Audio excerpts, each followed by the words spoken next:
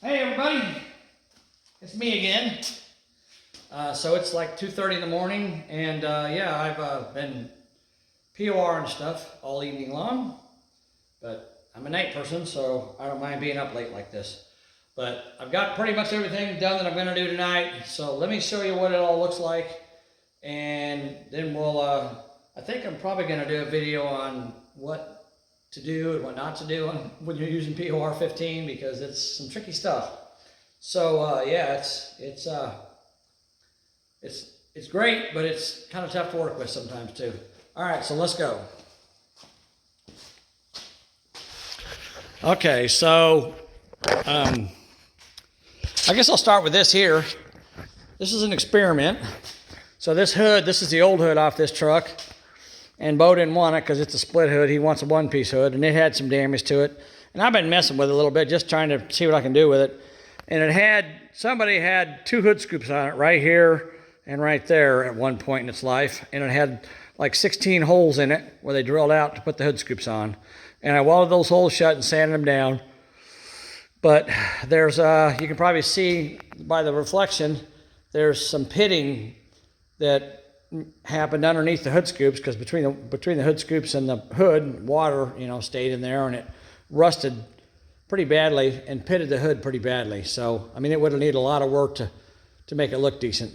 But I decided to grind down the pitting down to bare metal and then put POR over the top of it just to see if it would fill it in at all. I don't know if it's going to fill it in at all or not. I'm going to let it dry and then maybe sand on it and see what it looks like after I sand on it. But I'm just curious if that's going to work at all. There was also some pretty bad pitting up around the front of the hood where the emblem went, and it just looked bad there. Ugh, sorry, I'm yawning. So I put POR all over that, and I just want to see what it looks like. This is the passenger side front fender. I POR'd all the way inside of it, and I also POR'd the mounting surfaces where it mounts to the body, just to kind of kill up any rust that was in there and make it look a little better. Here's the back fenders. Of course, they're brand new. But I went ahead and scuffed them with Scotch-Brite and POR'd the insides of them as well. So they're looking pretty good. This stuff actually dries. When it dries, it looks pretty nice. It'd be interesting if somebody ever decided to paint their car with POR. I'd like to see what it looks like. And this is, of course, the driver's side fender.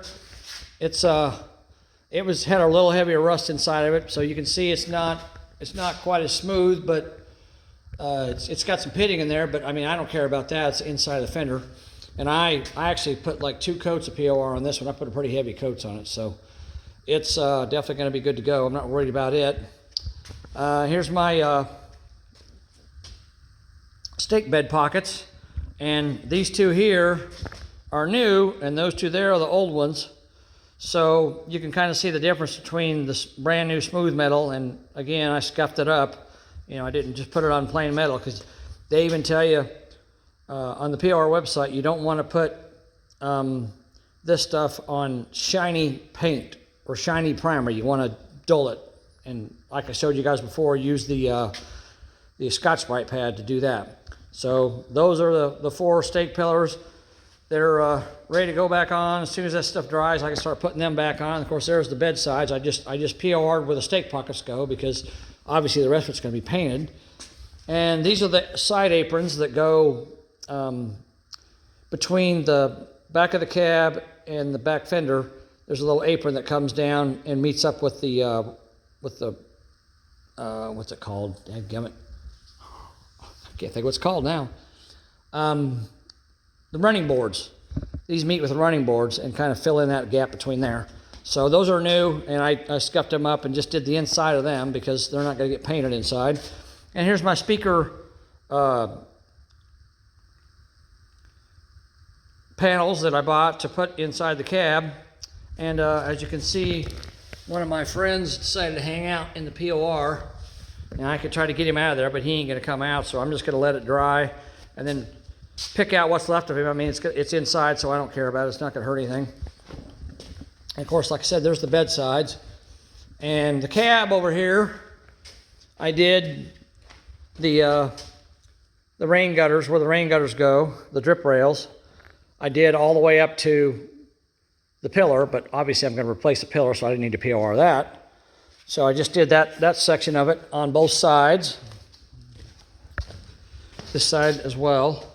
And then I did the ceiling of the cab where the headliner is going to go. I didn't have to do that, but you know, I figured I might as well. I got the POR out, and it's, you know, it's ready to go. So I did that. This is where the cowl, the lower cowl pieces go. I took those back off so I could get in here, and I'm glad I did, because I was able to get in here from both sides and just really coat this really well. As you can see, I went all the way in there where the vent is on the side. All that's all been POR'd.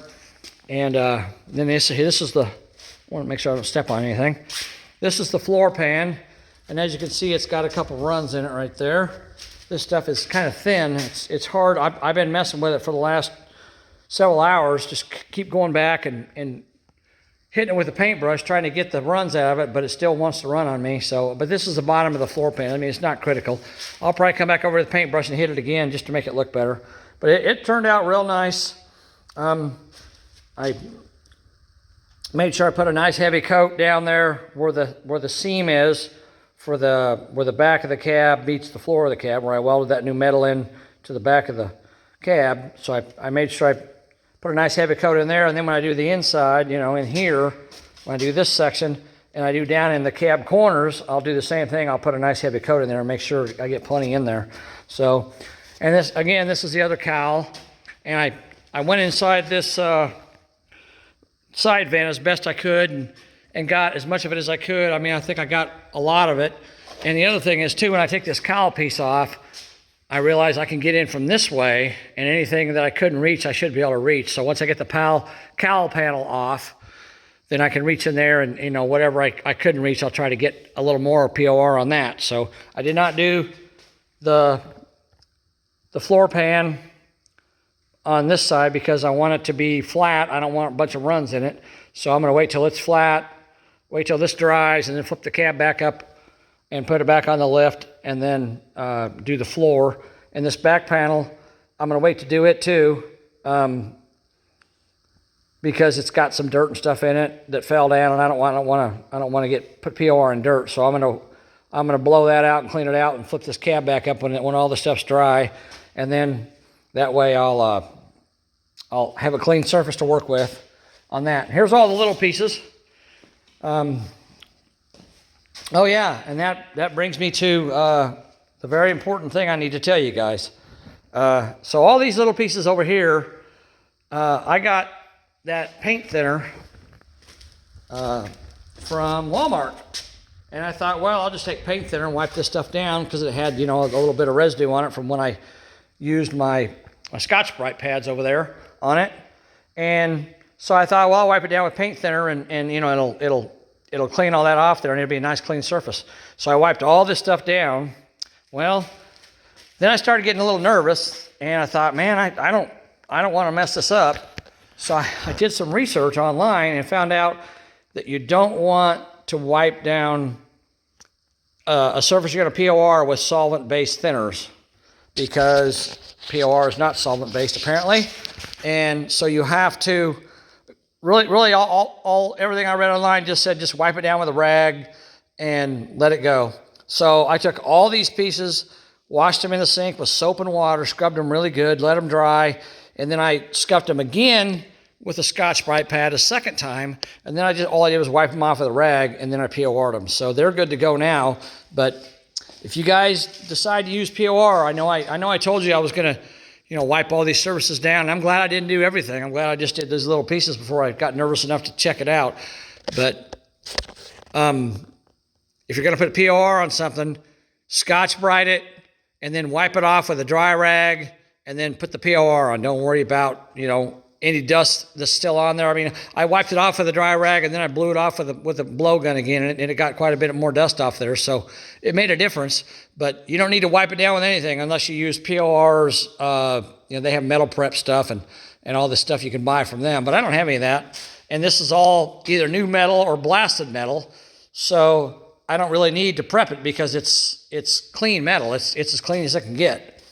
So, you know, I'm not worried about that part of it. But anyhow, So that's how everything's turned out so far. I'm really curious to see how this hood turns out. But yeah, it's I'm kind of waiting around here because I need this fender to dry a little more before I can go in, because I'm trying to keep it from having a bunch of runs in it. So I'm still sitting here waiting for it to dry out, but it's getting there, getting closer. So I'll be out here a little bit longer, but I'm going to work on this a little bit. But as you guys can see, I mean, there's a lot of stuff done. I still got a few more things to do, but it's looking really good. You know, I'm getting a lot closer to the point where I can paint this thing or send it to the paint shop. And I really want to get this cab on a frame in the next 3 weeks, because I'm leaving in 3 weeks, and I got to get this cab on the frame and get it set up so they can go to the paint shop and not have to worry about taking the cab on and off the frame. So anyhow, that's where I'm at, and I appreciate you guys watching. Subscribe to my channel, hit the like button, tell me what you think, you know. And I think I'm going to do a video, and I got another video I'm going to do with POR. I'm not going to tell you guys what it is, but I'll do it and then I'll show it to you. So, but yeah, I think I'll do a video on what to do and what not to do when you're using POR15. So thanks for watching, guys. We'll talk to you later. I'm going to bed pretty quick. Night.